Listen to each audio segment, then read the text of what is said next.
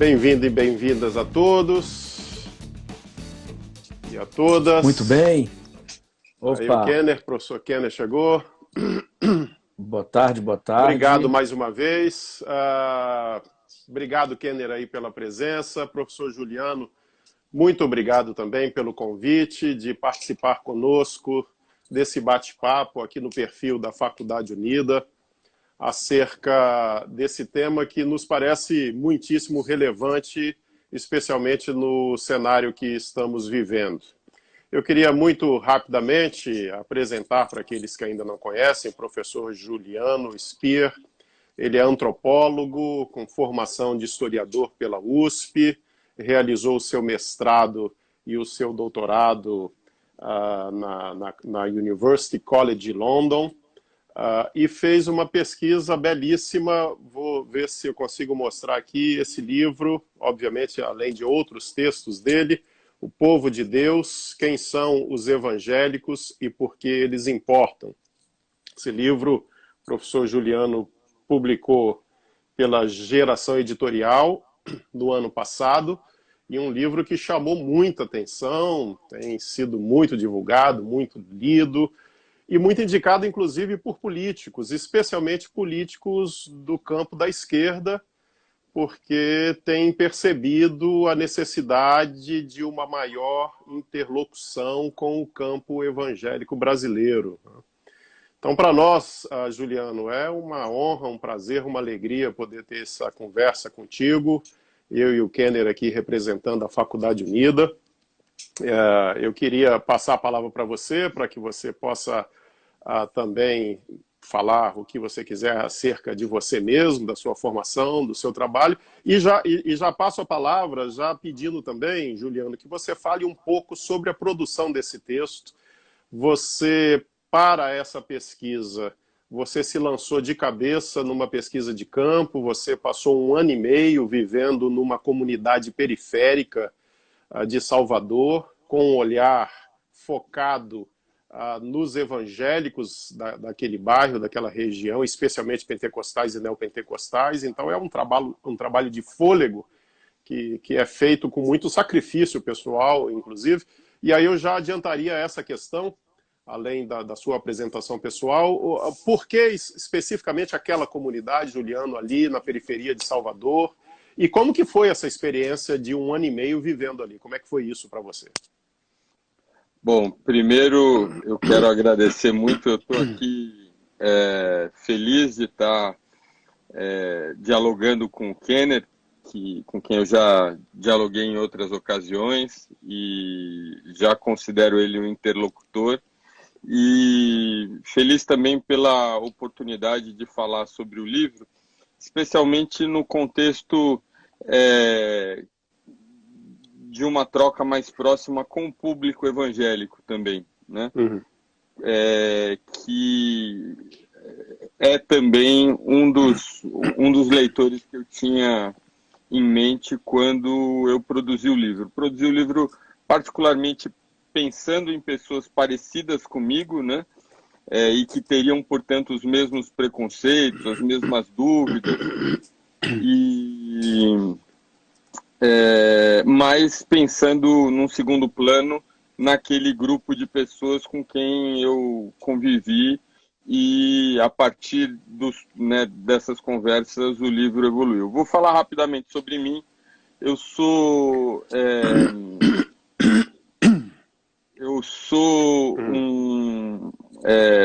um filho da USP, né? Eu venho de um contexto privilegiado em relação ao Brasil, né?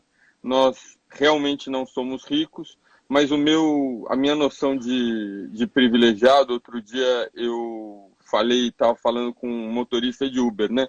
Falei, eu sou privilegiado, eu fui para a universidade. Ele falou, isso não é privilégio, isso daí é uma grande conquista. Falei, mas eu não precisei trabalhar nenhum ano da minha vida até terminar a universidade. Ele falou, isso é um privilégio. Então eu sou desses privilegiados, nunca frequentei igreja nenhuma, né? Venho de um contexto de família que não não tem envolvimento com religião, ao contrário, meu pai é um cara que se orgulha de dizer que é ateu e tem mesmo sendo uma pessoa muito envolvida com questões sociais, etc., ele tem uma literatura vasta sobre esse assunto. E eu estou falando isso só para dizer de onde que eu venho para estudar esse assunto, né? Uhum. Por conta de um projeto de doutorado que é sobre outro assunto, e foi de fato sobre outro assunto, né? Eu fiz parte de um projeto de pesquisa chamado Por que Postamos, organizado pela Universidade de Londres, pela UCL, e que, junto com outros 8 pesquisadores, tinha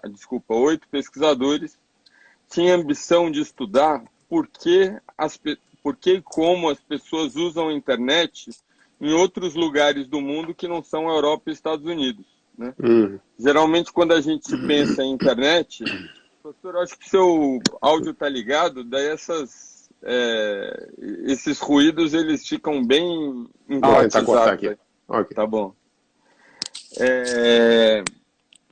Então, por conta disso, ou seja, o projeto tinha 9 participantes e, por uma decisão do projeto, eu fui trabalhar num bairro pobre na periferia de Salvador.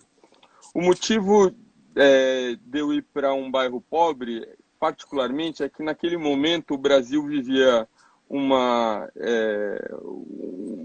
um contexto bastante favorável, né, de mobilidade social, em função de muitos motivos, né, de uma economia bem mais acelerada, programas sociais, etc., etc.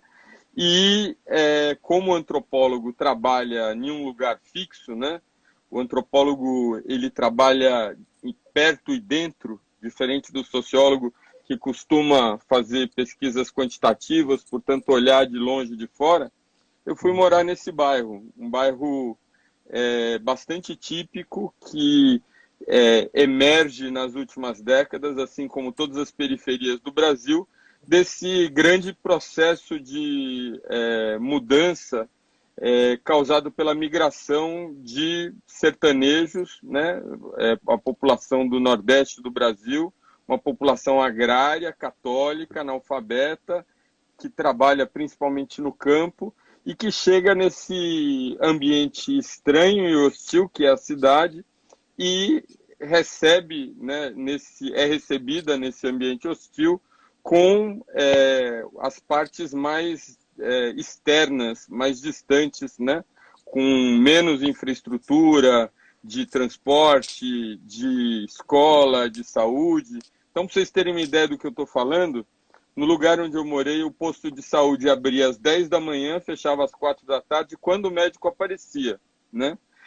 As pessoas faziam fila a partir das 5 para ter direito ao atendimento, caso elas tivessem algum problema que pudesse ser resolvido pelo médico, pelo clínico, generalista.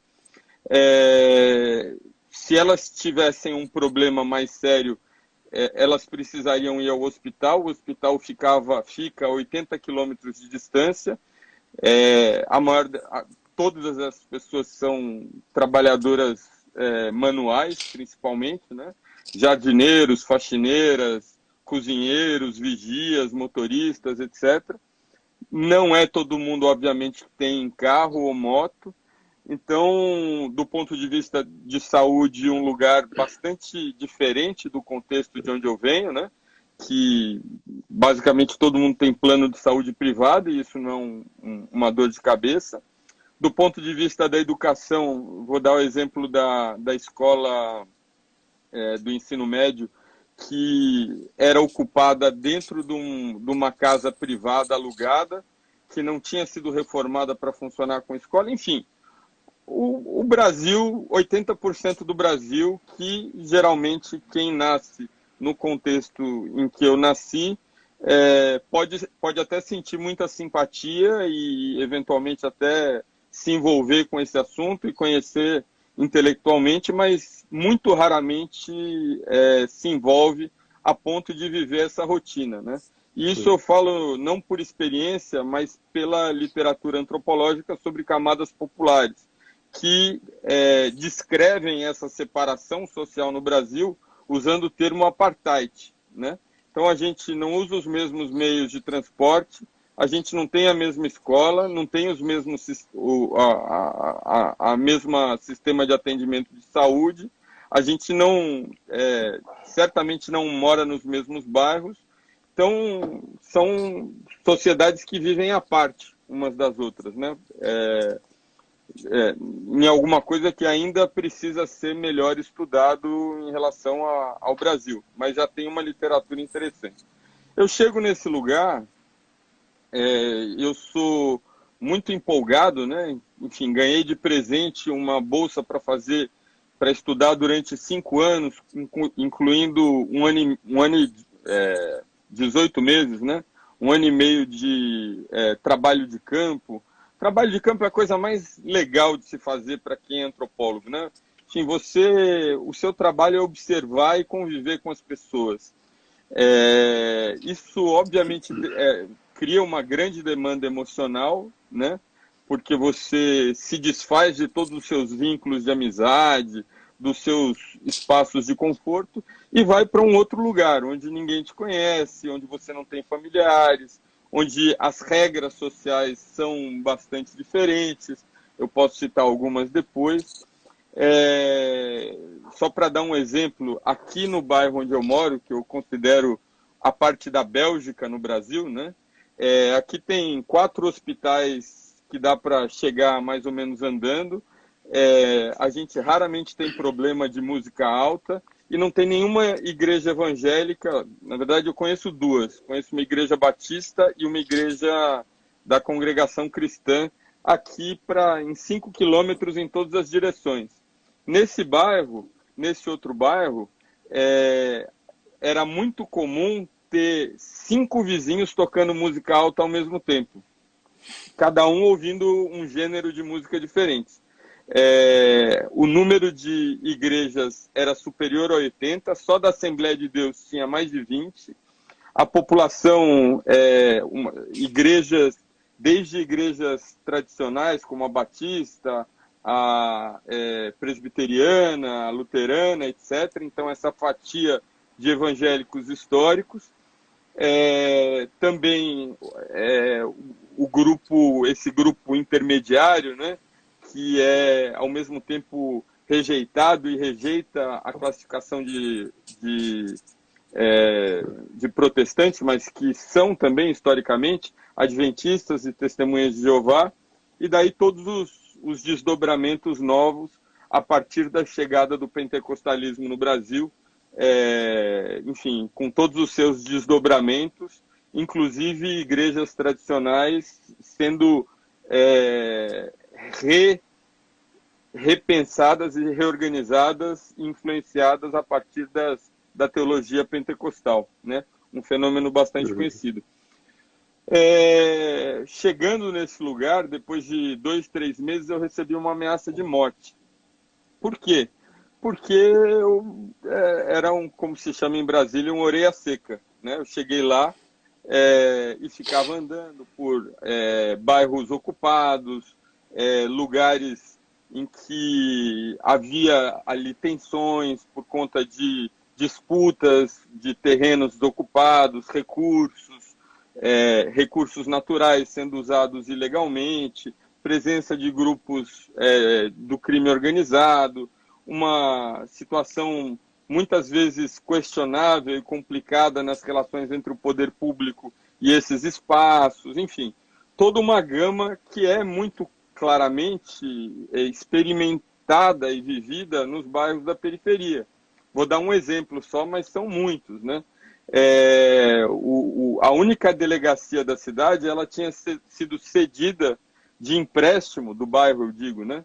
Pelo dono do supermercado, que coincidentemente ficava na frente da delegacia. Era muito comum você ter venda de uma série de produtos na rua. mesmo em condições sanitárias que não eram ideais ou consideradas corretas. Enfim, o mundo do Brasil que os filhos da USP geralmente não conhecem, não convivem, e se conhecem muito, muito superficialmente. E por conta dessa ameaça de morte, eu conversei com o meu orientador e ele falou, olha, passa a trabalhar e a fazer a sua pesquisa em espaços que não tenham a ver com ocupação de terra, com questões entre crime e polícia, etc. Né? Sai dessas áreas tensas. Ele me sugeriu ir participar bastante de aniversários de criança. Mas eu achei que aquilo era chato, né? E daí eu comecei a aceitar todos os convites para frequentar cultos nas muitas igrejas que estavam ali, né? E fui a praticamente todas elas, né? E ao mesmo tempo aconteceu um fenômeno curioso, né? Talvez quem conheça melhor o Brasil popular, ou o que chamam de Brasil profundo, percebam isso, ou reconheçam isso. Eu não conseguia falar como antropólogo com mulheres adultas, né? Dentro desse contexto de um bairro tradicional, antigo, periférico, as relações de gênero eram muito diferentes das que existem dentro da lógica que eu habito, né? Em que você está numa fila de ônibus e você fala com qualquer pessoa. Ali, falar com uma mulher adulta, muitas vezes causava incômodo, porque era muito comum associar esse tipo de conversa, quando ela não tivesse muito contextualizada, ou seja, quando não fosse uma conversa por causa de venda ou por causa de algum objetivo mais claramente dito, rapidamente aquilo se tornava fofoca, que era usada de uma maneira muitas vezes maldosa em relação àquela pessoa. A fofoca, para quem não sabe, é um item amplamente teorizado na antropologia, e ela tem a ver com prestígio, é uma moeda de troca frequente, né, em determinados grupos sociais. E eu, por conta disso, passei a notar que essa restrição de falar com mulheres adultas era significantemente melhor em relação às mulheres evangélicas, né? E que se colocavam, não só as mulheres, né? Os homens eu já conseguia falar independente, né, da religião. Mas com mulheres era como se houvesse mais confiança, por um lado, né, do casal, então aquilo causaria menos problemas de reputação. Eu, como um homem casado, também era respeitado por conta disso, e também pelo fato de estar naquela condição de pesquisador de doutorado.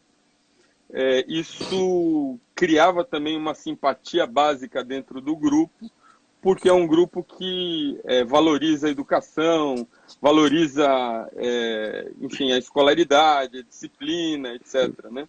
Então, essa conjunção, ou seja, a ameaça de morte, por um lado, né, junto com essa possibilidade, essa maior disponibilidade de conversar com evangélicos, não só com homens, mas com mulheres, com famílias, participar das suas casas, né, trouxe o primeiro estalo para que eu avaliasse que havia coisas pouco conhecidas em relação a esse grupo de brasileiros que não cabia dentro das chaves mais comuns, mais conhecidas, né? Ou do evangélico coitadinho, que é fanático porque nunca foi para a escola, ou do evangélico mercador de fé, né? Então, que coisas interessantes aconteciam ali. Daí, frequentando a Assembleia de Deus, eu me senti muito surpreendido, né, pelo evento. Eu me perguntava inicialmente, assim, por que as pessoas se davam o trabalho de ir ali para a igreja de noite, né? Voltavam do trabalho cansadas, daí se trocavam, se produziam, né? Eu pensava, por que elas não ficam em casa assistindo televisão, né? Tão mais interessante, até eu assisti o culto, né? E o culto para quem já conhece cultos pentecostais, são cultos muito intensos, né? Então a porta abre às 7 da noite, daí as pessoas vão entrando e elas se cumprimentam, ajoelham, põem os ombros na cadeira, no caso da Assembleia de Deus, e começam a ter grandes conversas com Deus, né? Que são, de certo modo, a gente pode chamar de oração, mas não é uma oração católica com as rezas pré-estabelecidas, são conversas, né? E aquelas pessoas, várias dezenas delas iam chegando, e aquilo ia se tornando, né, um som presente, aquelas muitas conversas, aquela conexão, a emotividade começava a aflorar, e de repente você tinha várias pessoas ali abrindo os corações e chorando intensamente, né? Contando, compartilhando seus problemas, né? Enfim, um ambiente do ponto de vista sensorial muito interessante, sabe? Muito diferente para mim. E daí todo o culto, né, que conta com presença do pastor e de outros pastores ligados à igreja e de pregadores vizinhos, pessoas que são extremamente carismáticas e bem treinadas, né, na arte de falar, e dentro dessa lógica pentecostal em que você não está discutindo abstrações, mas você está falando sobre a vida e os acontecimentos do dia a dia, né? Isso associado com música, isso associado com falar em línguas, isso associado com essa dinâmica de conversa entre a pessoa que fala e aqueles que respondem. Eu, como antropólogo, achei aquilo espetacular, né?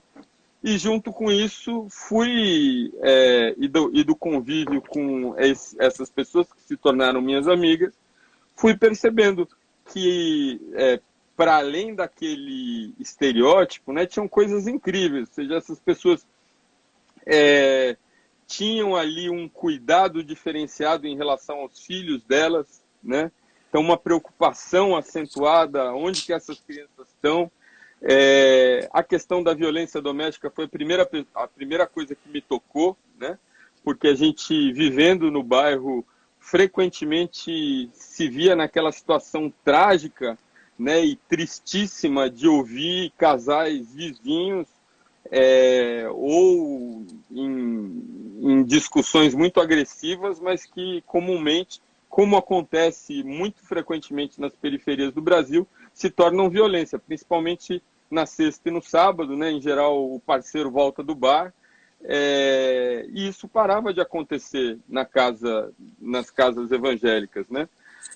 O meu orientador passou para visitar e a gente foi fazer um rolê, né, num dos bairros, e daí ele, no final das contas, ele falou, eu acho que você tem razão, eu percebi aqui um padrão de casa diferente dos evangélicos, né?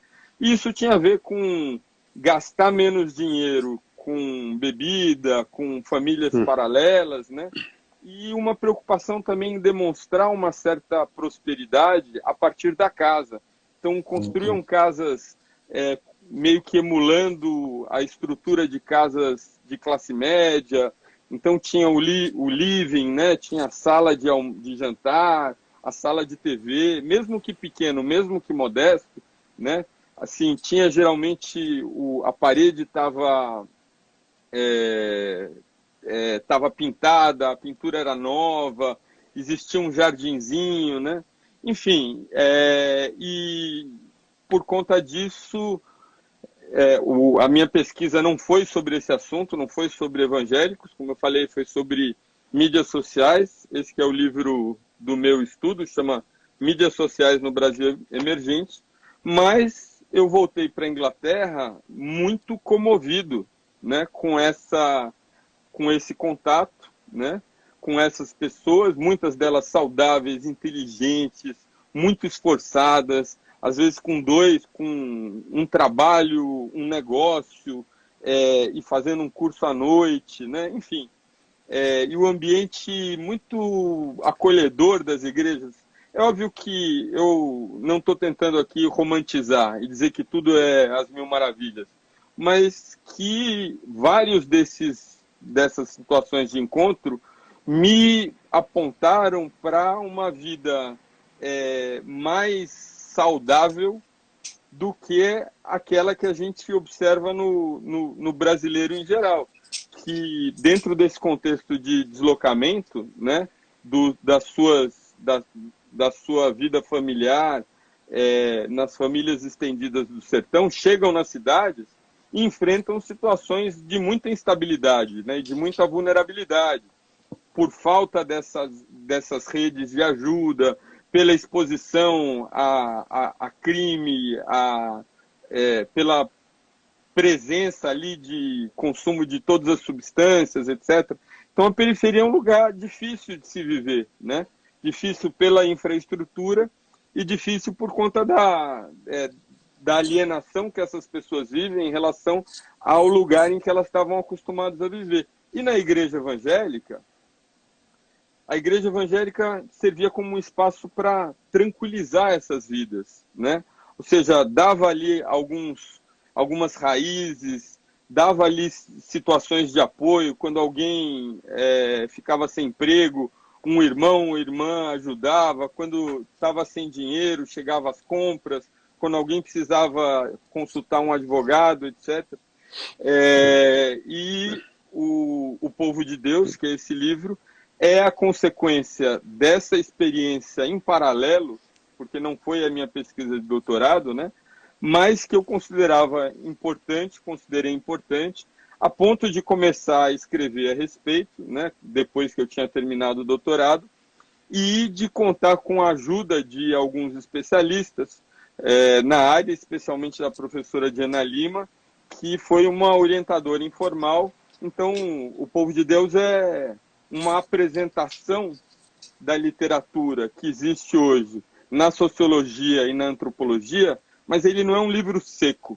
É um livro que caminha em cima da experiência vivida ao longo de 18 meses ali, né? Então não é simplesmente, olha, né, tal pessoa disse isso, tal pesquisador disse aquilo, mas ele traz esse calor do dia a dia, essa experiência testemunhal em primeira pessoa, que ajuda a tornar a conversa mais interessante, e também de uma postura minha que, de um lado, diz claramente, eu estou falando isso como antropólogo, eu não sou evangélico, e, junto com isso, em paralelo, uma declaração de que, olha, eu não sou evangélico, mas eu tenho uma visão simpática a esse assunto. Eu não vou tentar aqui ser neutro, nem ser, porque neutralidade não existe, né? Nem ser cri-cri só porque as pessoas do meu círculo social acham que os evangélicos, e daí tem uma série de visões preconceituosas. Eu gostaria de falar sobre as experiências positivas, já que tantas negativas e problemáticas, muitas delas que existem e que são problemáticas, acontecem.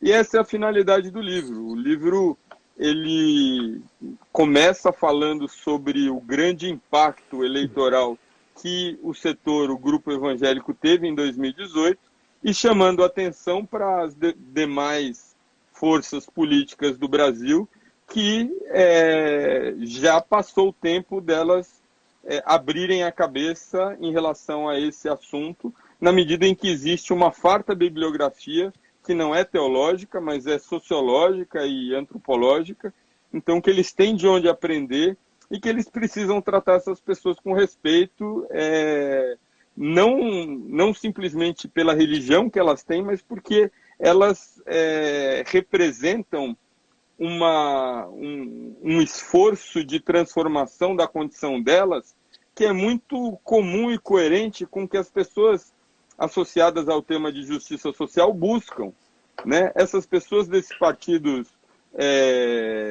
ligados a causas sociais, de justiça, etc., eles querem que as pessoas comam melhor, querem que as pessoas estudem, né? Querem que as pessoas tenham hospitais melhores, e, no entanto, são elas que ofendem os evangélicos. Como aconteceu, por exemplo, no caso recente da Michele Bolsonaro falando em línguas e sendo ridicularizada, né? De uma forma quase... de uma forma que evidencia muito esse preconceito, né? Ou seja, se você, todo mundo, os ateus inclusive, sabem que quando tem uma pessoa rezando, essa pessoa está falando com supostamente um ser que não existe, do ponto de vista dos ateus. Mas ninguém fica tirando sarro disso, né?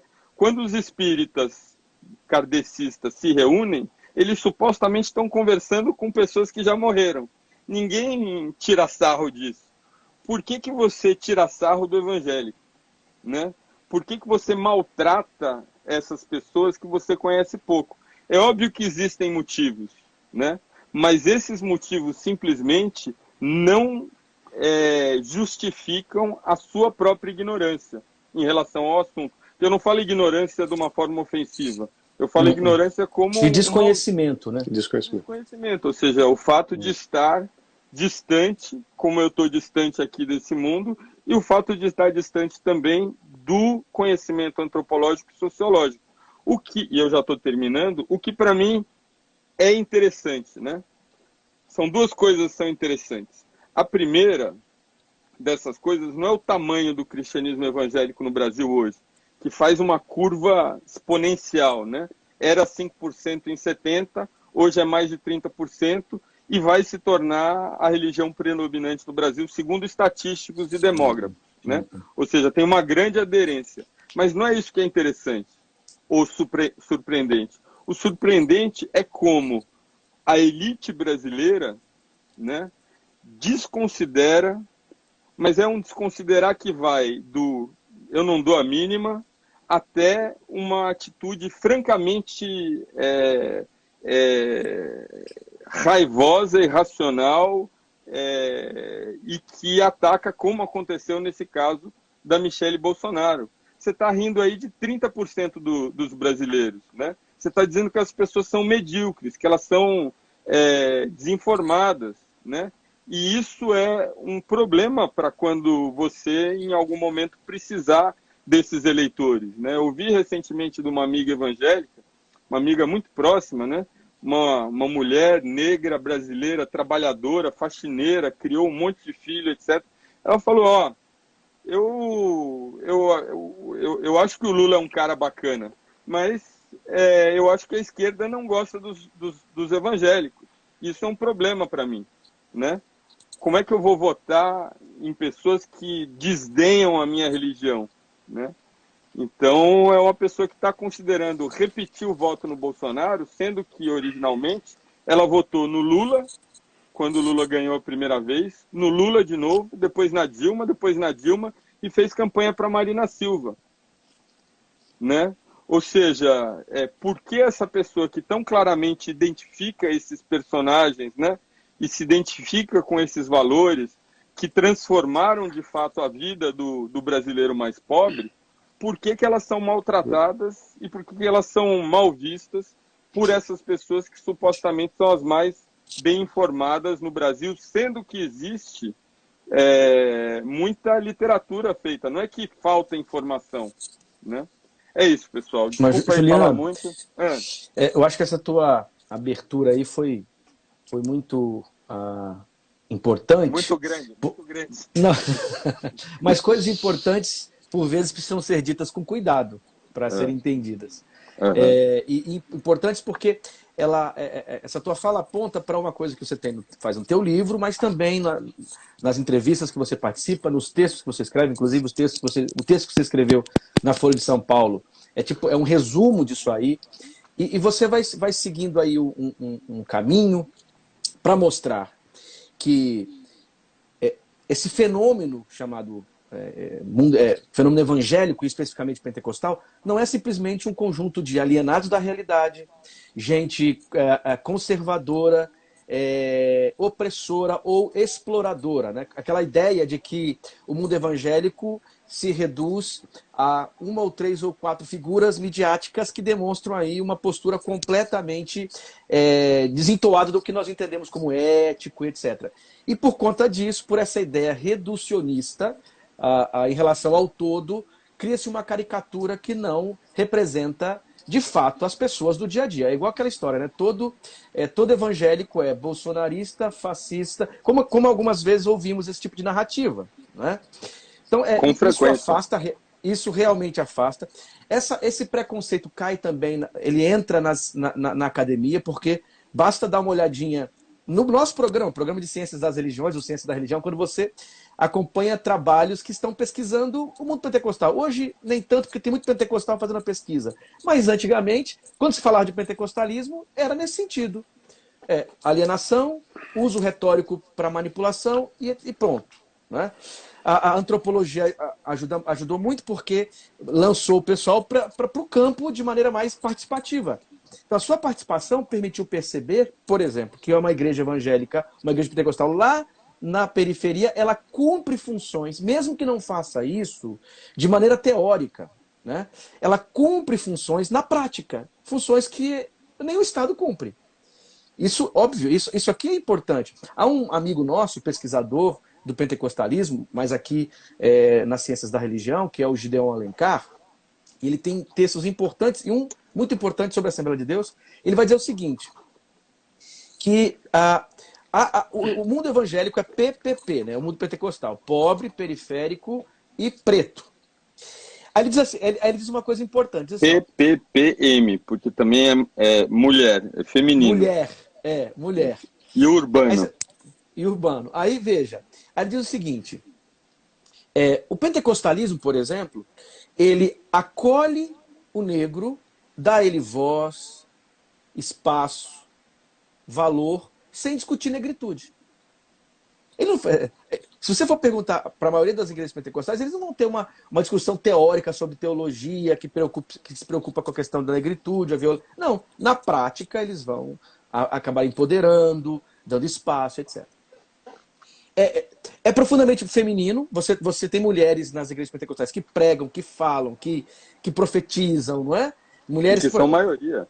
Que são maioria. Aqui, um exemplo, aqui em Vila Velha, aqui na Serra, tem uma senhora negra que mora na favela da Serra, que às sextas-feiras ela fica de manhã até a meia-noite recebendo pessoas. E quem é que vai lá?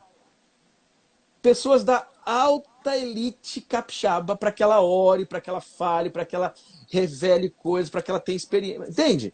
Então, olha isso, uma mulher negra, mãe solteira. Mãe solteira.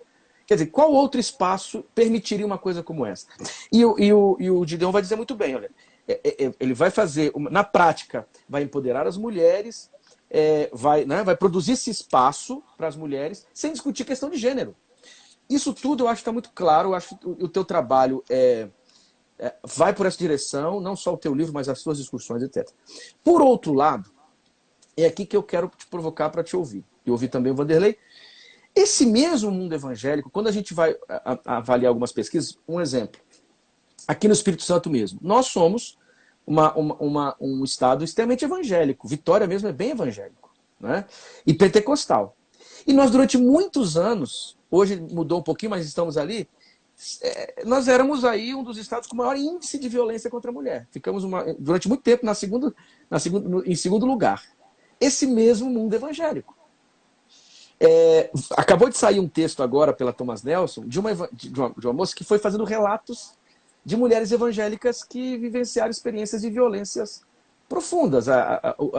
O grito de Eva, não sei se você já ouviu falar nesse texto, que são relatos reais, e é um trabalho antropológico que ela faz também, e ela é evangélica, para mostrar o quanto essas mulheres no espaço evangélico são violentadas. Então, a coisa aqui é o seguinte, ao mesmo tempo que você consegue perceber na prática esse empoderamento das mulheres, o pentecostalismo surge com afro-americano, cego de um olho, no meio de um período em que os protestantes tradicionais estavam engrossando lá com o Ku Klux Klan nos Estados Unidos.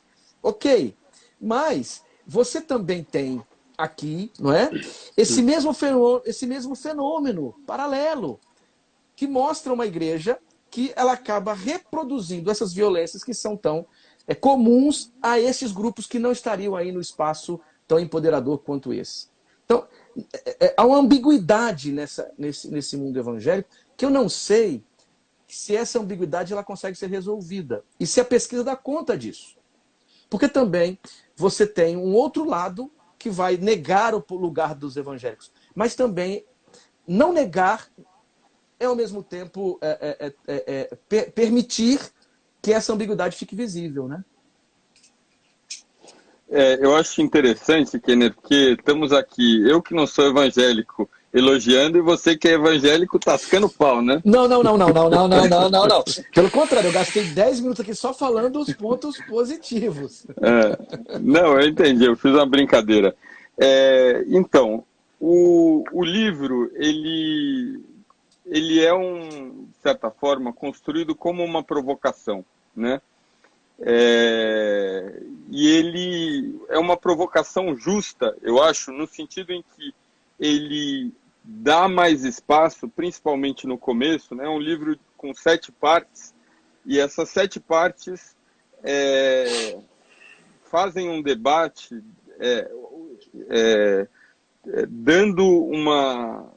expondo principalmente argumentos que geralmente não são falados, né? São menos falados, né? E que apontam aí para experiências evangélicas que, portanto, são menos conhecidas. Como você falou, a questão da força que a mulher evangélica tem, é a mulher evangélica que puxa pessoas para dentro da igreja, né? A Universal tem 75% de mulheres, né? A Igreja Universal. O tema racial a gente pode conversar depois, porque eu acho que ele é um pouco mais complexo. Mas o propósito ali não foi negar e romantizar os evangélicos, né? Foi a partir das possibilidades que eu tinha de conversar com esses interlocutores, que eram meus pares, que são meus vizinhos, meus colegas de faculdade, etc., oferecendo da forma mais, sei lá, academicamente pertinente, né, academicamente relevante, porque não é um panfleto, não é o meu ponto de vista, mas usando esse recurso, ao mesmo tempo chamar atenção para elementos que geralmente não são falados, né? Agora, o meu convívio com evangélicos durante o campo não foi sempre bom e sempre tranquilo e sempre com todas as pessoas, né? Na própria Assembleia de Deus, por exemplo, me causava muito desconforto uma elitização do topo da igreja ali, em termos de uso de determinados recursos de consumo. Enfim, o aniversário do pastor, por exemplo, tinha 2 níveis, né? Tinha a comida para os convidados do pastor e a comida para a galera, para a ralé. Enfim, e muitas das pessoas com quem eu... É como qualquer outro ambiente, né? Você tem as pessoas que você se aproxima mais, as pessoas que você se aproxima um pouco, as pessoas que você não dá muita importância e as pessoas que criam incômodo, e esses incômodos existiam.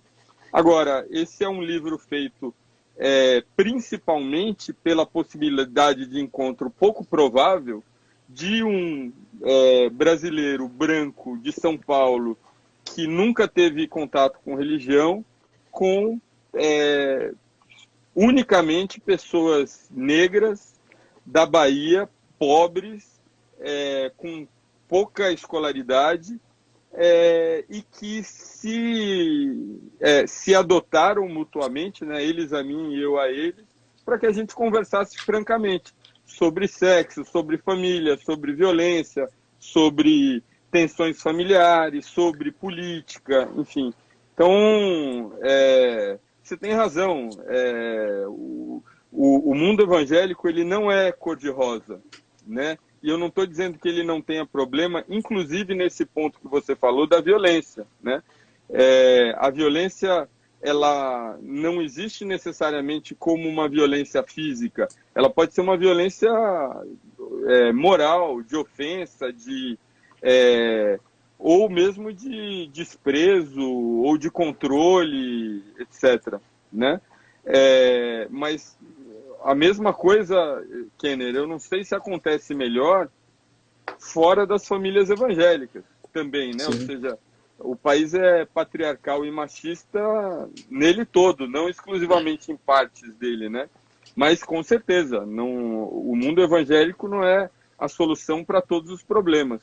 Ele tem uma série de questões. É um mundo homofóbico, por exemplo, né, que tem muita restrição à discussão sobre gênero e sexualidade, de uma maneira que eu claramente digo no livro que eu não concordo. Um mundo que tem visões que são, na minha opinião, equivocadas, mas que eu entendo em relação à questão das drogas, né? Eu entendo que o tema da droga, por exemplo, quando ele é defendido como legalização, não é para as pessoas ficarem doidonas e comprarem, etc. É porque a droga proibida estimula a venda ilegal, que leva à perseguição de pessoas que são as mais pobres, né? A mesma coisa em relação ao aborto. Eu estava participando de uma conversa esses dias com o pastor Henrique Vieira, que é um pastor progressista, né? E eu fiz uma pergunta para ele em relação a isso, e ele falou num determinado momento: é importante para que esse diálogo aconteça que a chave de interlocução seja a vida, né? Então você não está defendendo o assassinato daquele bebê, você está procurando maneiras de preservar a vida daquela mãe e daquela mulher. Você não está defendendo que as pessoas consumam droga. Você está apontando para o fato de que a existência desse tipo de tratamento para o controle das drogas há 100 anos não dá certo e tem como prejuízo a morte de centenas de jovens, principalmente homens pretos, que são mortos ou por envolvimento ou por falta de envolvimento e que não têm as proteções necessárias para serem tratados de maneira justa como pessoas brancas educadas teriam, né? Então, nesse ponto, existe um desacordo. Agora, o importante, eu tenho a impressão, é a gente buscar acordos dentro das nossas diferenças, né? Então, o que a gente entende que a gente pode funcionar de uma maneira, né, produtiva juntos. E é isso que eu estou tentando pensar em conversas como essa. Entendi. Agora, Juliano, você vai falar? Quer falar? Não, fica à vontade. Pode perguntar. Eu já passo para você também, eu acho que essa pergunta vai para ti também, né? Ou essa provocação. Você disse uma coisa interessante, que agora os políticos, especialmente os políticos do espectro mais à esquerda, perceberam a necessidade de conversar com os evangélicos, né? Não dá para você pensar a política brasileira sem pensar o mundo evangélico hoje.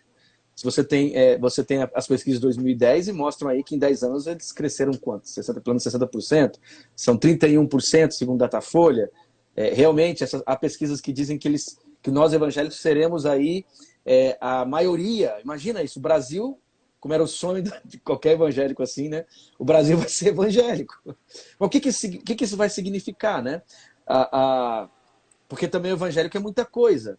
Você falou da Michele, e a Michele falando em línguas, aquela experiência de glossolalia, que é interessante que a Michele é de uma igreja batista.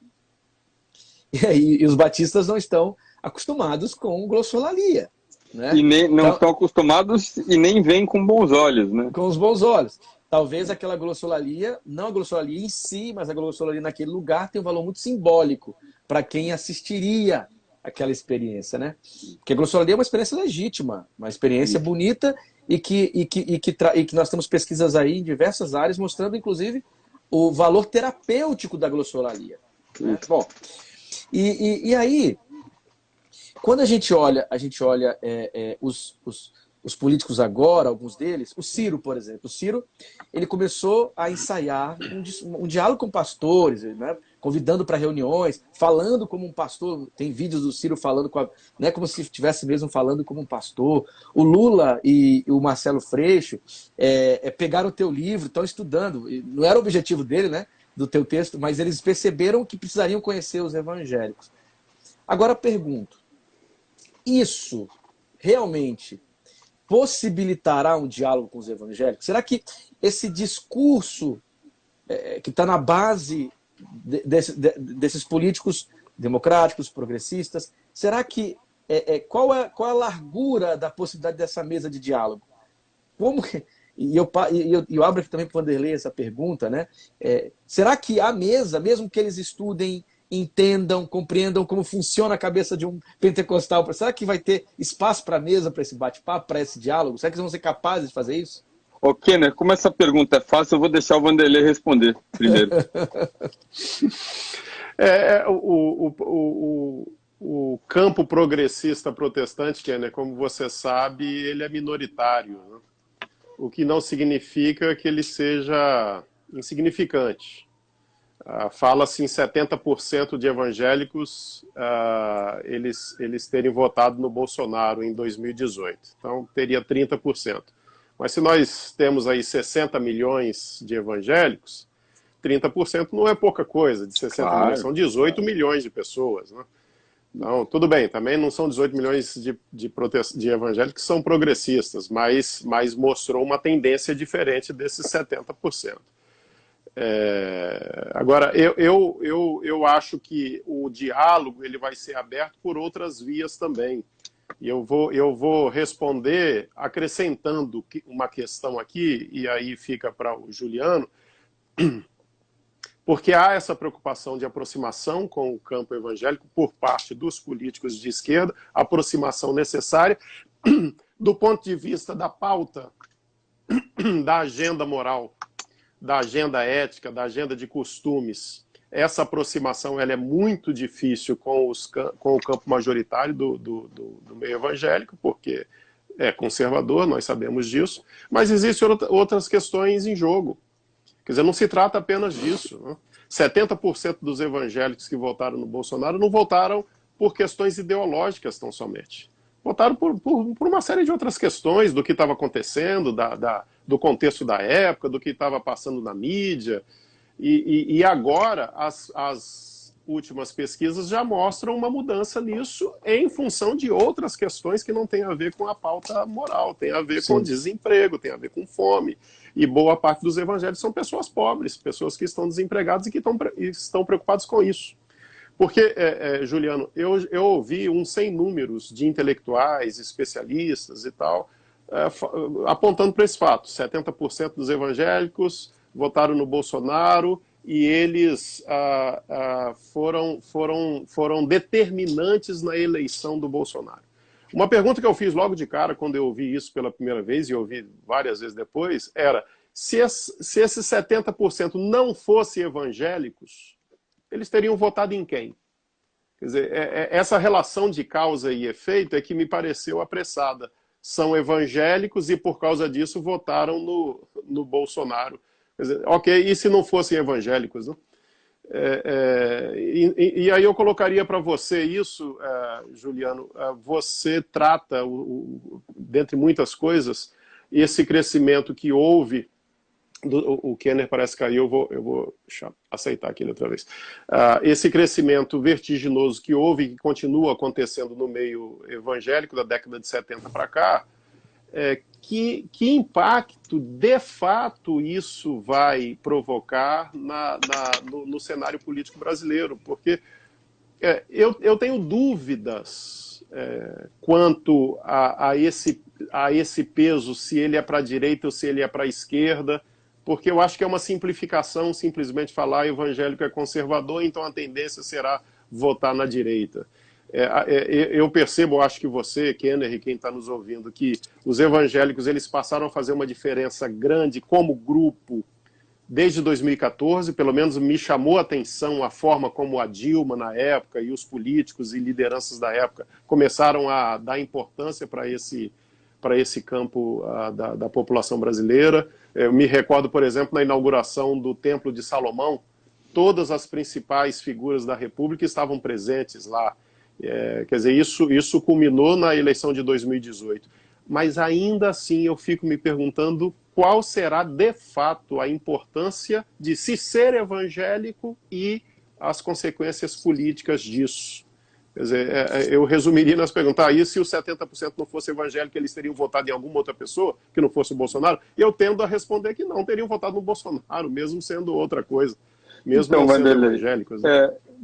eu acho que você faz essa ponderação, ela é bem importante, né? Porque se 70% dos evangélicos votaram no Bolsonaro, nas outras grandes grupos religiosos, ou agnóstico, ateu, 50% votou. Então não foi uma grande diferença, né?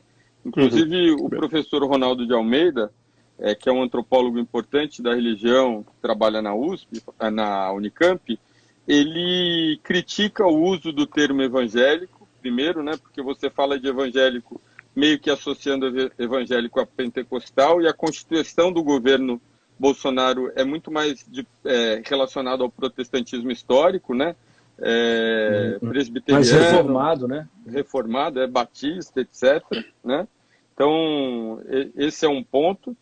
E o evangélico naquele momento, ele foi simplesmente o pequeno diferencial de um país inteiro que fez uma opção por esse caminho, né? Agora, por um lado eu vejo o evangélico pagando um preço alto por essa escolha, né?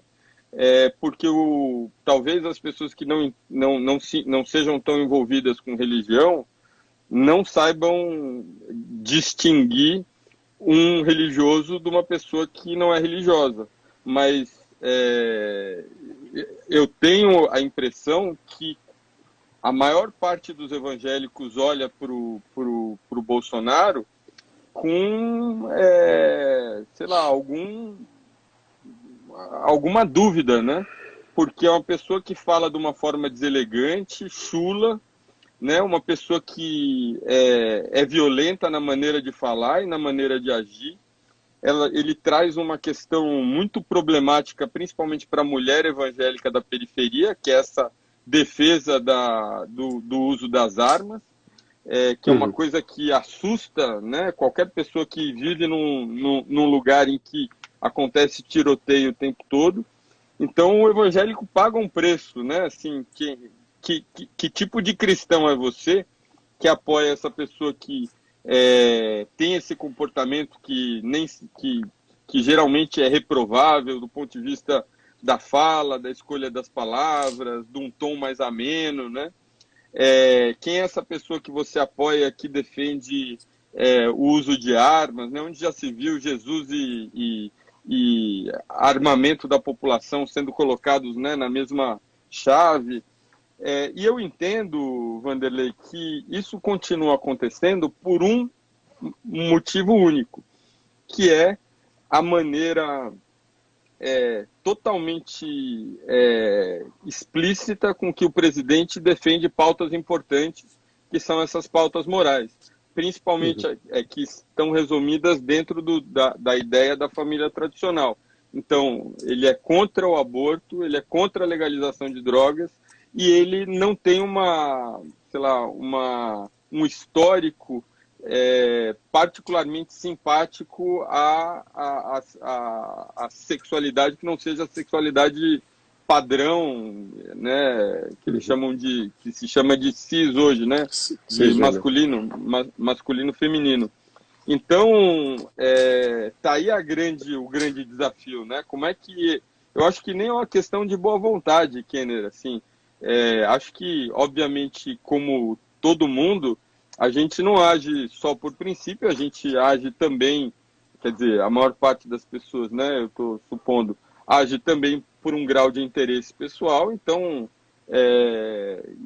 eu acho que o livro pode e, de alguma forma, será usado como uma tentativa de entender melhor um segmento de público. Da mesma forma como pessoas que vendem refrigerante, pessoas que vendem roupas, pessoas que vendem carros, trabalham com segmentos de público que não necessariamente elas concordam, mas que elas precisam dialogar de alguma forma comercialmente, né? Agora, a questão, eu acho que é o nó aí, é como é que você negocia essas pautas que se tornaram pautas caras para a esquerda hoje, né? E, ao mesmo tempo, convence esse grupo evangélico principalmente evangélico pobre, a votar em você, né? Eu estava falando com essa amiga que eu mencionei antes, recentemente, ela falou, ó, não é por causa de Jesus, é a minha família, sabe? E a minha família é a coisa mais importante para mim, e eu ouço de todos os lados vindo da esquerda, pessoas falando sobre implodir a família tradicional, etc. Enfim, eu tenho a impressão, Kenner e Vanderlei, que existe um grau de provocação nisso, sabe? E que vem de certas lideranças evangélicas que estimulam, primeiro, essa estigmatização do evangélico como sendo conservador, para que ele seja agredido, né? Estou dizendo que o outro lado é ingênuo, é vítima, etc. Mas que existe esse colocar gasolina na fogueira, né? Falar, ó, comunismo é igual à homossexualidade, que é igual à droga, que é igual ao fim da família, né? Então é uma simplificação muito grosseira e desnecessária, né? Por outro lado, eu vejo também esse tipo de discurso sendo usado para mobilizar os evangélicos, ou muitos evangélicos, a partir dessas pautas morais, a sustentar projetos que não são necessariamente úteis para eles evangélicos, e que são úteis para as igrejas que ganham concessões, para as igrejas ou eventualmente até para igrejas do ponto de vista religioso, mas para igrejas que têm um projeto de poder que de fato coloca em risco a laicidade do Estado, né? E que é problemático, né? O Juliano e Kenner, eu acho que a esquerda ela não precisa se dar o trabalho, em termos, eu digo isso, de abrir um diálogo com o protestantismo progressista, porque esse diálogo ele já é natural. O protestante progressista já vota na esquerda. Quer dizer, a questão é com esse campo majoritário conservador. Só que aí tem isso, Juliano, que você está falando, o peso dessa pauta moral, e a esquerda não vai mudar a pauta dela. A esquerda tem a sua pauta que eu vou colocar num guarda-chuva aqui, o guarda-chuva dos direitos humanos, que aí tem a ver com todas essas pautas identitárias, das minorias e tal. Então, assim, no mundo ideal, a esquerda precisaria falar para esse campo conservador que ele ser a favor do casamento civil de pessoas do mesmo sexo não é igual a destruir a família tradicional. Quer dizer, é apenas você dar o direito das pessoas viverem como elas querem viver sem você destruir esse lado. Só que isso no mundo ideal, só que a gente sabe que campanha, o que aconteceu em 2018, e eu prevejo uma tempestade para o ano que vem, ela não é racional. Quer dizer, seria o caso de simplesmente tentar explicar essas coisas, tentar desmontar esses fake news, tentar desmontar essa imagem de que quer se destruir Deus, Bíblia, pátria, família. Mas eu acho que esse é um grande desafio e não tenho resposta, não sei se alguém tem resposta para isso, porque como que a esquerda consegue abrir diálogo com o campo conservador, evangélico, sem mexer nas suas pautas, porque elas são históricas, e ao mesmo tempo convencendo-os de que essa pauta não é para destruir a visão de mundo desses ambientes conservadores, né? Racionalmente daria para fazer isso, mas uma eleição não lida com fundamentos racionais, né? É uma questão de se ganhar, especialmente de 2018 para cá, a eleição é uma questão de se ganhar a alma da pessoa. é guerra, Agora, né? É guerra, simplesmente é guerra pela alma da pessoa, né? Não interessa tipo, o argumento, ninguém está falando de coisas racionais, está simplesmente você conquistando e meio que dominando a mente e a alma da pessoa. agora é interessante porque a igreja evangélica, especialmente a igreja pentecostal, cresceu muito no Brasil nos governos do PT. Né? Se você der uma olhada na expansão do mundo evangélico nos governos de Lula e nos governos da Dilma, nós percebemos aí um crescimento. As grandes lideranças evangélicas partilhavam o espaço do púlpito com Lula e com Dilma. A Dilma esteve no aniversário do José Wellington, que é o presidente, pastor presidente da Convenção Geral da Assembleia de Deus. O Lula, ele tinha caminho aberto com os pentecostais, com Edir Macedo, com todas essas figuras que agora estão, assim, por enquanto... Com o próprio né? Silas Malafaia. Com Silas Malafaia apoiou também o governo do PT. Um exemplo assim gritante, o próprio Magno Malta, que é aqui do nosso estado. O Magno Malta rodou o Brasil com a Dilma. Não é? Então, quer dizer, eu acho que tem níveis aqui de interesses. Quando a gente fala de evangélicos e política, nós temos aqui esses grandes líderes que têm, a expressão é projeto de poder mesmo.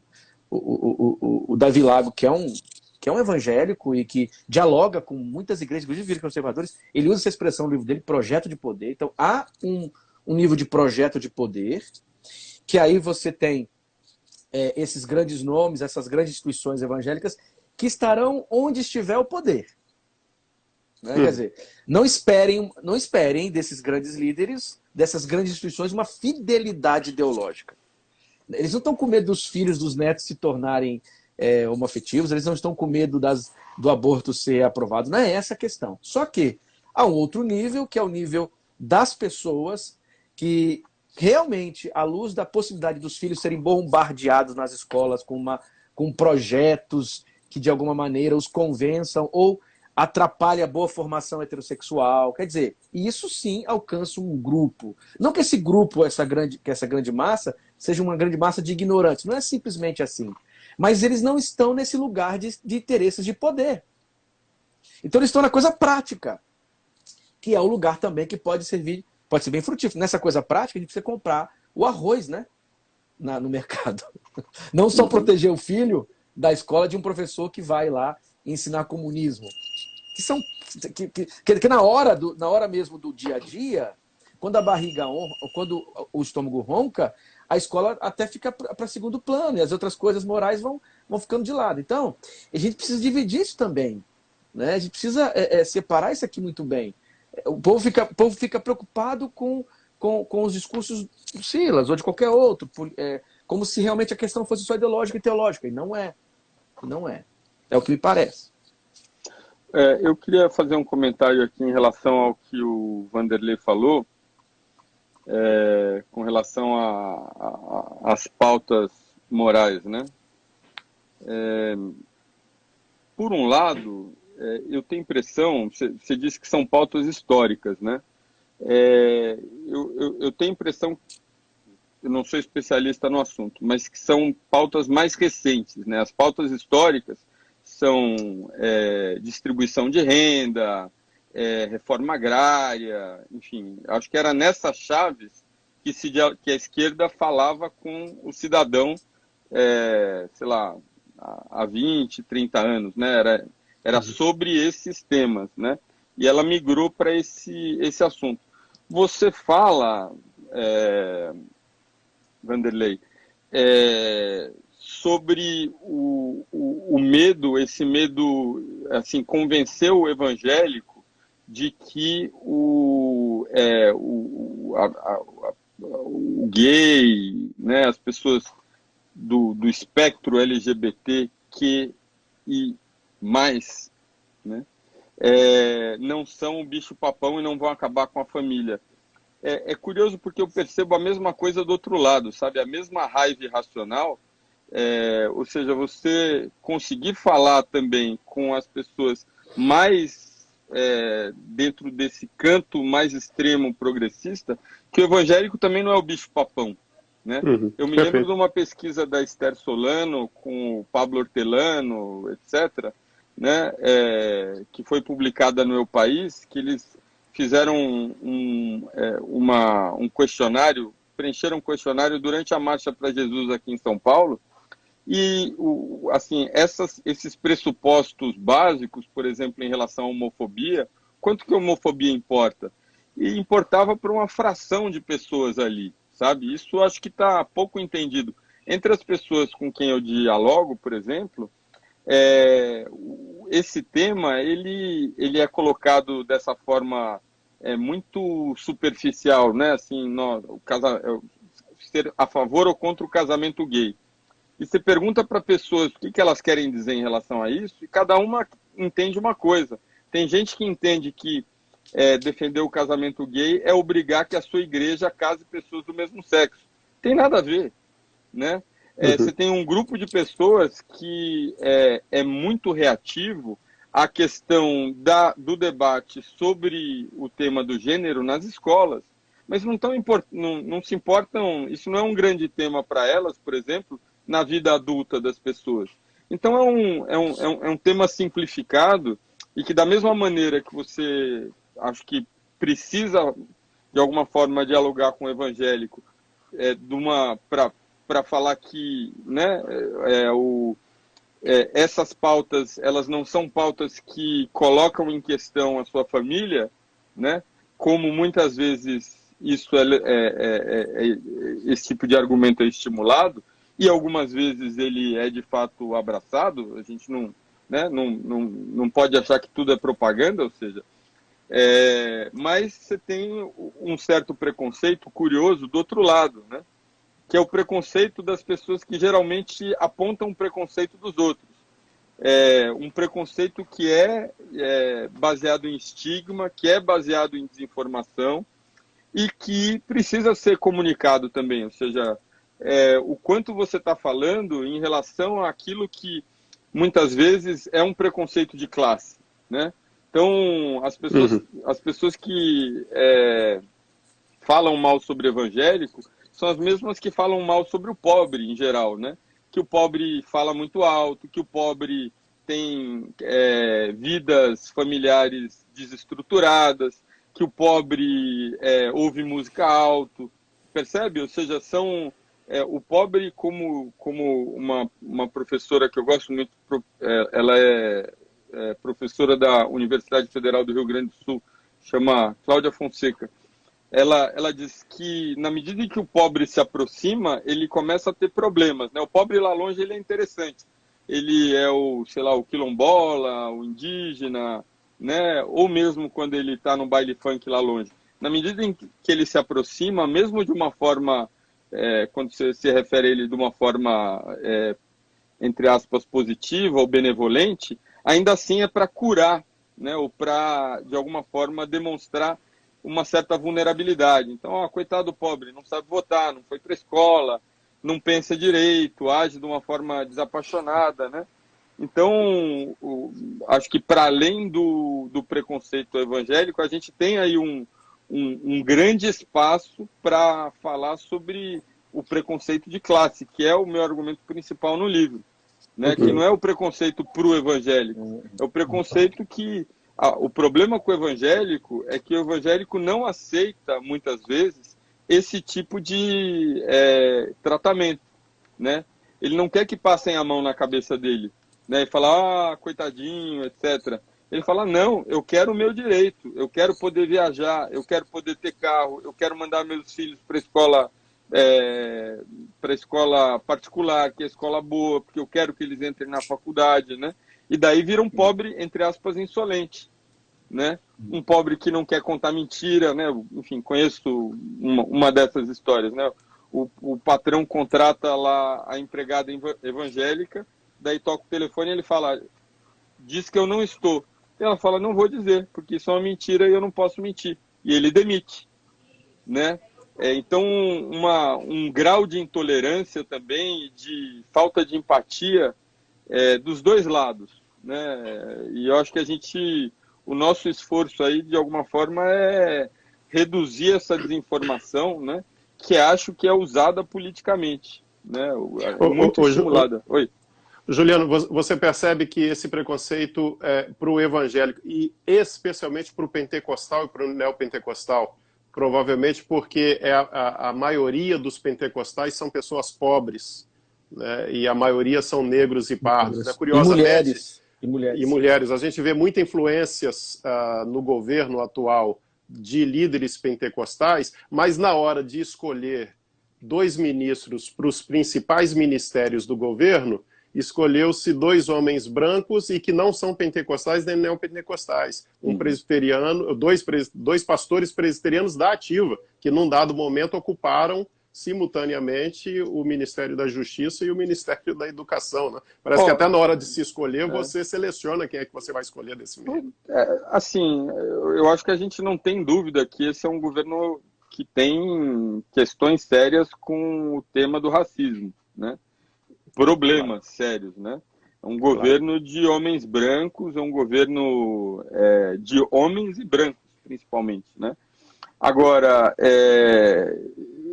eu tenho a impressão que o que você está falando reverbera muito entre evangélicos escolarizados.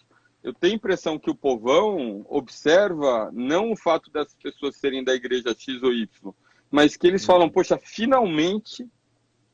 E eu acho que foi uma atitude muito astuta do ponto de vista político, porque é carregada de simbolismo, né? Assim, primeiro que cumpriu uma promessa política, depois passou a mão na cabeça, demonstrou interesse. Passar a mão na cabeça é um termo, acho que carregado de um certo julgamento. Eu não quero falar isso, mas que demonstrou um respeito por uma série de lideranças políticas que estavam ali esperando isso. E que é uma coisa que você ouve, por exemplo, nos escritos de uma professora americana chamada Amy Erica Smith, que fala sobre como o brasileiro conservador é a maioria da população e é subrepresentado no governo. Então, o fato de você ter 1/3 de brasileiros hoje, por exemplo, que são evangélicos, e você ter só um ministro evangélico e ainda assim causar todo esse escândalo, sugere como a gente, naquela tese inicial, a gente vive em outro mundo. Eu chamo o Brasil da Bélgica e o Brasil do Haiti, né? E eles não se conversam, principalmente da parte de cima. É uma noção, mas que absurdo, né? Essas coisas acontecendo. Mas o Brasil do outro lado é um Brasil muito tenso, muito cheio de dificuldades e que quer se ver representado também, eu acho. Talvez Kenner, você quer fazer mais uma pergunta? A gente ir caminhando, já vamos aí para 1h30. Eu acho que eu só diria assim em relação a essa coisa da representatividade evangélica, realmente ser um ponto que toca todos os evangélicos, né? Não é simplesmente, quer dizer, um pentecostal se sente contemplado ao ver um presbiteriano, nenhum pentecostal, senão aquele que está fazendo pesquisas aí na academia, pode olhar, peraí, mas isso aí não é pentecostal como eu, quer dizer, há uma diferenciação aí, eles colocam os presbiterianos do poder, eles só nos usam aqui para proclamar. Na prática, é um dos nossos. É um dos nossos. No caso Inclusive porque é atacado do mesmo jeito, né? Assim, quando o ataque vem, ele não mira presbiteriano nem pentecostal. Ele mira o evangélico em geral. Né?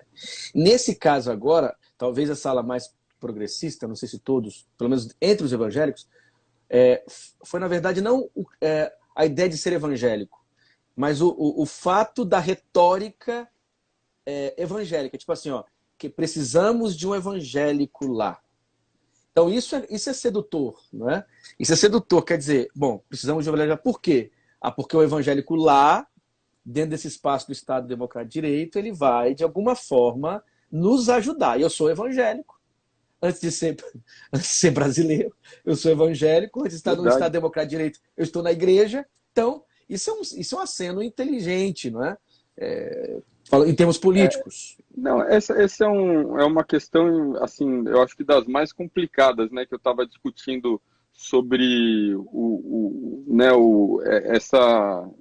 essa questão de tentar, de alguma forma, problematizar a presença de um evangélico. Acho que o problema desse evangélico particular é o quanto ele teve associado a defesa, que não é necessariamente lícita, ou pode não ser entendida como lícita, do governo que o apontou, né? Não é o fato dele ser presbiteriano. Assim, é curioso, porque eu tenho a impressão que o Brasil, num certo sentido, vive um certo catolicismo cultural, né? Um catolicismo de fundo, que é inclusive muito hierárquico, muito aristocrático, muito separado, né? Sim, em termos de mundos, que a professora Clara Mafra menciona no livro dela, Evangélicos, de 2001, publicado pela Jorge Zahari Editor, né? Ou seja, o primeiro momento em que as camadas populares se deslocam da Igreja Católica para a Igreja Protestante, no século XIX, é porque dentro da Igreja Católica, nas missas, o pobre geralmente ficava atrás, e quando chegava alguém mais importante socialmente, ele tinha que levantar e dar lugar, né? Esse é um certo catolicismo cultural que continua existindo mesmo entre pessoas que não são, que não vão à igreja, ou católico não praticante, ou mesmo a pessoa que abriu mão da religião, mas que continua sendo filho, neta, bisneta, trisneta de católicos, né? Então, o fato de o tema religião não poder estar presente, ou não dever estar presente nas decisões de alguém que ocupa a cadeira de juiz, não significa que a maior parte dessas outras pessoas ou seja católica ou tenha valores católicos ali dentro que ela exercita. Enfim, porque você não corta uma parte de você e deixa de lado na hora que você está tomando uma decisão, né? Juliano, uma última pergunta para a gente caminhar para o final. Não sei se na sua pesquisa, que avaliação que você faz do real peso que a opinião de um líder de igreja tem sobre os seus fiéis, especialmente no que diz respeito à questão política, né? Quer dizer, o cara ele defende uma determinada posição política, um determinado candidato. Isso de fato reverbera na comunidade, ou o líder acha que está direcionando o voto e as pessoas estão ali ouvindo ele, estão sorrindo e apertam a mão dele na hora da saída, mas no fundo elas têm a opinião delas. E o que você diria a esse respeito? Eu acho que, como disse já uma vez, se eu não me engano, Aristóteles, né, a verdade está no meio, né? Uhum. A gente não pode desprezar o poder de influência que essas pessoas têm, não só porque elas são líderes, mas porque elas têm atenção e têm infraestruturas de comunicação oficiais e paralelas via grupos de WhatsApp, né? Dentro de um momento muito polarizado. Mas o que eu observei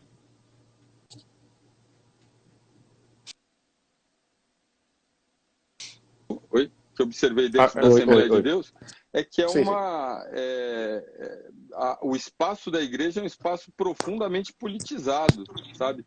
Politizado no sentido mais amplo do tema, né? As pessoas... Perfeito. Eu acho que quem frequenta uma igreja evangélica entende a pressão que o pastor está submetido todos os dias, em termos de ter que dialogar diretamente com uma série de pessoas. Por exemplo, na época que que eu fiz trabalho de campo, uma questão importante era essa, sobre como a igreja estava se elitizando, e ao se elitizar estava criando uma impressão que não era atrativa para as pessoas mais pobres que se interessavam eventualmente em entrar na igreja, né? Então é uma igreja que a pessoa passava na frente e falava: eu não tenho roupa para entrar aqui, né? E as pessoas discutiam isso na igreja, né? Discutiam essa postura elitista que, de alguma forma, ia contra, né, o propósito da igreja, que era de trazer mais pessoas ali para dentro, né? E isso era, assim, pode não ser um tema do assunto político partidário, mas é um assunto político, é um assunto que tem a ver com poder, é um assunto que tem a ver com pontos de vista diferentes sendo debatidos e levados ao questionamento inclusive da postura do pastor, por exemplo, né? Ó, o que o senhor está fazendo é errado. É óbvio que eu não vou sair por aí falando isso, mas dentro da igreja, a igreja é acho que a igreja é um organismo político assim no limite. Assim, o Kenner sabe disso, que ele faz disso, assim, as redes de contato, os meios de comunicação, acho que é o grupo mais forte que existe hoje no Brasil, na medida em que existe um distanciamento do cidadão comum da vida política, né? Você não vê pessoas jovens, por exemplo, participando de organizações seculares da mesma forma como você vê as pessoas na igreja, né? Aprendendo instrumento, aprendendo, passando tempo ali, aprendendo a ler, etc. Então, o líder, acho que num certo sentido ele é respeitado. O caso clássico foi o caso discutido pela professora Jaqueline Teixeira, que eu sugiro que vocês convidem para cá. Jaqueline, ela é uma professora da USP, do Departamento de Educação, antropóloga, que faz trabalho de campo com mulheres da Assembleia de Deus. Escreveu um texto da Assembleia de Deus, não, da Universal. Escreveu um texto para o Eu País, ou ela foi entrevistada pelo Eu País, falando sobre o quanto ela, como pesquisadora, acompanhava o trabalho intenso das mulheres na Igreja Universal, rejeitando que a Igreja esposasse a candidatura do Bolsonaro, né? O quanto essas mulheres percebiam e se faziam conhecer em termos de argumentos entre elas e dentro das igrejas, de como esse candidato não correspondia ao que elas entendiam ser a melhor escolha para a igreja. A gente está falando da Universal. E como essa porta foi fechada na medida em que o candidato que estava naquele momento do outro lado, né, que era o candidato Fernando Haddad do PT, vai a uma rede de televisão e chama o Edir Macedo de charlatão, né? E isso cria um problema, porque não é que essas mulheres eventualmente não concordem com isso, mas criou um problema para elas, porque o resto da igreja fala: então você quer que a gente vote numa pessoa que é contra a gente? Percebe? Então, todo mundo, eu acho que todos esses líderes, eles têm uma representatividade. Agora, eu participei de uma pesquisa feita recentemente e a gente perguntou espontaneamente para 4 grupos, né, evangélicos declarados, né, qual que era a sua religião. Evangélico, católico, outras religiões e ateu agnóstico, né? Quem era o personagem religioso que eles reconheciam e gostavam mais? No geral, o primeiro nome foi foi o padre Fábio, né? O primeiro nome geral, inclusive misturando todo mundo, né? Entre os evangélicos, em 5º lugar, se eu não me engano, estou citando de memória, apareceu Malafaia. 5º. Quem estava em primeiro? Pastor Cláudio Duarte. Quem estava em segundo? Aquela cantora evangélica Bruna... Fernanda Brum? Não, Bom, eu não me lembro. Eu só estou querendo dizer que o fato dessas pessoas serem observadas por quem está de fora como grandes líderes não significa que elas sejam queridas ou respeitadas, né? E que as pessoas não tenham uma visão crítica em relação a elas. Perfeito, perfeito. Tá bom. Carla Juliano, Carla, muitíssimo obrigado, Carla. viu, Juliano? Obrigado aí pelo tempo que você reservou para estar conosco. Vou mostrar aqui mais uma vez o livro O Povo de Deus, quem são os evangélicos e por que eles importam. Eu já li o livro, um livro delicioso de ser lido, muitíssimo bem fundamentado, uma linguagem super acessível. Foi escrito com esse objetivo, né, Juliano, de alcançar aí o grande público e teve absoluto sucesso nesse intento. Quero de todo o coração agradecer aí pela sua participação, agradecer àqueles que estão nos ouvindo. Kenner, suas últimas palavras, depois Juliano também, por favor, suas últimas palavras. Eu também quero agradecer. Muito obrigado, Juliano, pela parceria, por mais esse bate-papo. É sempre tão tão frutífero quando temos esses encontros. Te ouvir é sempre muito bom, é sempre provocador, abre novos horizontes para refletirmos sobre esse tema que é tão fundamental hoje para o Brasil. Agradecer também aos nossos amigos, às amigas que estão aqui com a gente acompanhando desde 5h30. Muito obrigado por você estar aqui conosco. Lembrando que esta live ela vai ficar gravada e a salva lá no nosso canal do YouTube. Vai ganhar uma edição, ficar ainda mais adequada aqui para o canal do YouTube. Então, depois, se vocês quiserem revisitar, como também revisitar os outros documentos, as outras lives, nós temos tudo lá no nosso canal do YouTube. Então, muito obrigado, Juliano. Muito obrigado por ter aceitado aí o nosso convite, por estar conosco nesse bate-papo tão bacana. Eu tenho a maior alegria mesmo, sabe? Esse livro ele é um pouco resultado de histórias de amizade que eu mantenho, né, com pessoas absolutamente inteligentes e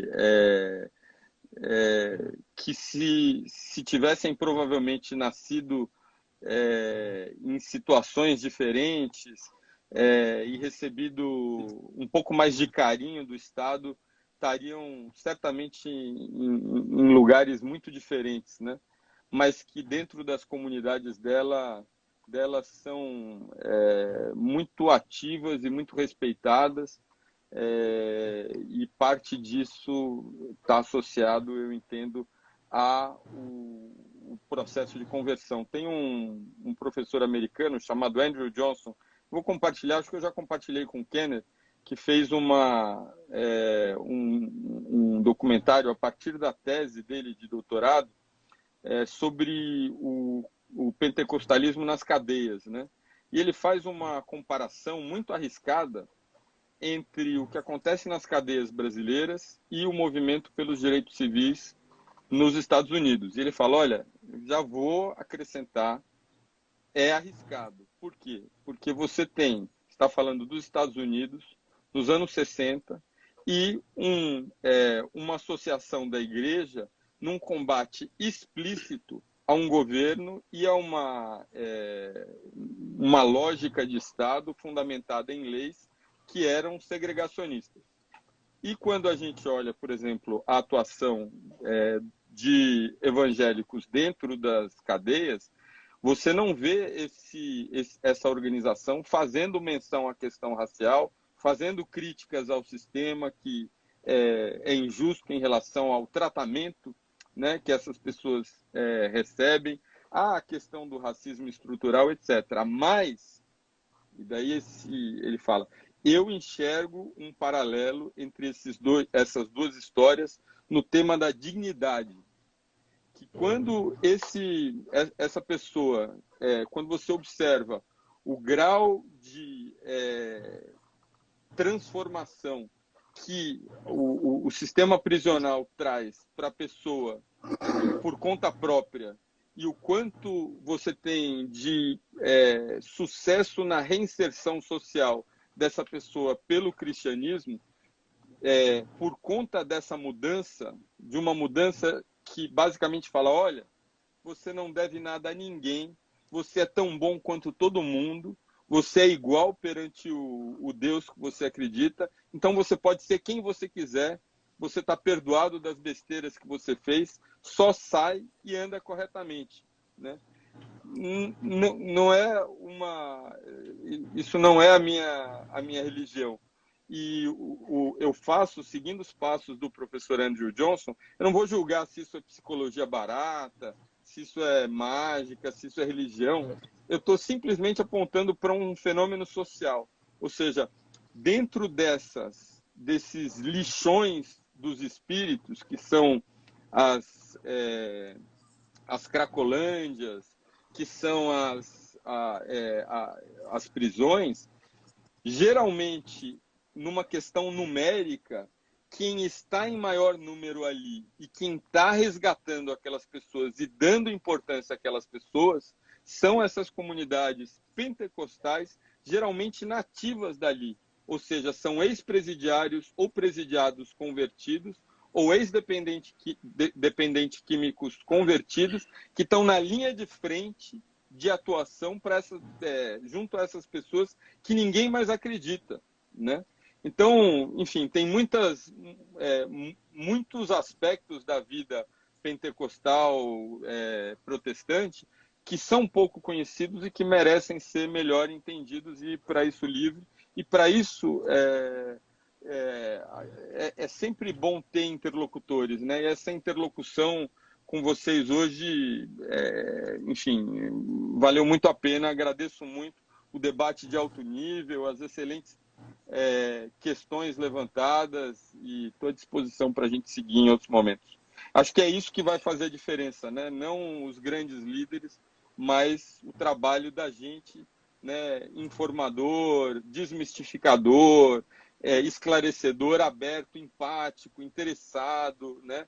Fazendo críticas e, ao mesmo tempo, levando ao diálogo, a um diálogo informado, a um diálogo civilizado, a um diálogo fraterno, né? Mesmo na diferença. Enfim, acho que, no fundo, é muito estranho, de certa forma, né?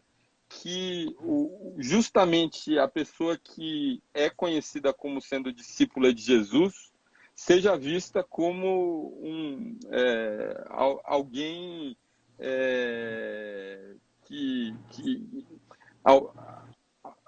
alguém que não tenha mais do que trazer contribuições interessantes. É curioso isso na igreja, né? Você vê muita pedra sendo atirada em Deus até, ou nas igrejas, ou no cristão, mas geralmente Jesus, ninguém joga pedra, né? Porque Jesus trouxe... Eu não estou falando como religioso de novo, mas o que ele fala é tão político e tão interessante, né? Na defesa de qualquer pessoa, principalmente dos mais fracos, né? Jesus era um revolucionário, né? Ele foi assassinado pelo Estado, né? Então, é uma pessoa maior, eu acho, do que os muros das igrejas. Juliano, maravilha. Você termina com uma palavra super positiva, super para cima, nos joga para cima, nos enche de esperança. Uma palavra simpática, né? Uma palavra simpática, e a gente fica muito agradecido a você, não apenas pela sua experiência, pela sua produção, pela transmissão do conhecimento, mas também por essa maneira positiva como você olha para essa questão em específico e para a vida de modo geral. Muitíssimo obrigado, Juliano. Muitíssimo obrigado mesmo. Obrigado, Kenner. Obrigado a todos e a todas que estiveram aí conosco. Grande abraço.